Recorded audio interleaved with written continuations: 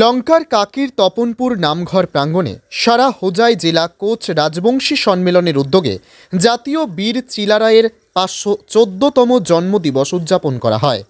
2004 সাল থেকে কোচ রাজবংশী সম্মেলনের লোকেরা খুবই উৎসাহ উদ্দীপনার মধ্যে দিয়ে বীর চিলারায়ের জন্মদিবস উদযাপন করে আসছে।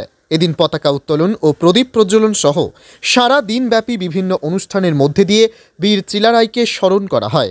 কার্যসূচির অংশ হিসেবে অনুষ্ঠিত হয় সভাও। উক্ত সভায় কোচ রাজবংশী জনগোষ্ঠীরা বিভিন্ন সদস্য এবং বর্তমান অসম সরকার দ্বারা কিভাবে অবহেলিত হচ্ছে সেসব বিষয় নিয়ে আলোকপাত করা হয়। আজি আমার 514তম বিশ্ববীর চিলাৰায়ৰ জন্ম জয়ন্তী উৎসৱ ভাগ আমাৰ হোজাই জিলা কোচাংশ সন্মিলনী উদ্যোগত লগতে আমাৰ তপনপুৰ শাখা সন্মিলনীৰ আতিথ্যত আমাৰ তপনপুৰ স্থিত আমাৰ তপনপুৰ নামঘৰ প্ৰাংগণত আজি অনুষ্ঠিত কৰিবলৈ ওলাইছোঁ।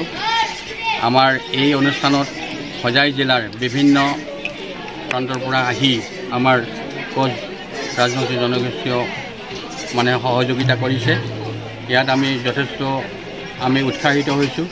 আমাৰ এই হোজাই জিলাৰ কোচাংশী জনগোষ্ঠীৰ বহুতো সমস্যা আছে। শিক্ষা, অৰ্থনৈতিক, সামাজিক, ৰাজনৈতিক বিভিন্ন দিশত আমাৰ সমস্যা আছে। সেই সমস্যাসমূহ আমি একেটা মঞ্চত আমি পৰস্পৰৰ মাজত দিহা পৰামৰ্শৰে আমি আলোচনা কৰি যাতে চৰকাৰৰ ওচৰত আমি আমাৰ সমস্যাসমূহৰ সমাধানৰ অৰ্থে আমি বাৰ্তা আমি দিব পাৰোঁ আৰু চৰকাৰেও যাতে আমাৰ সমস্যাখিনি সমাধান কৰিবৰ কাৰণে বিশেষ গুৰুত্ব দিয়ে। এইখিনিয়ে বৰ্তমান আমি চৰকাৰৰ প্ৰতি বিশেষ আহ্বান। লঙ্কা থেকে বিপ্লজিৎ দেবেৰ ৰিপোৰ্ট, গণ আওয়াজ।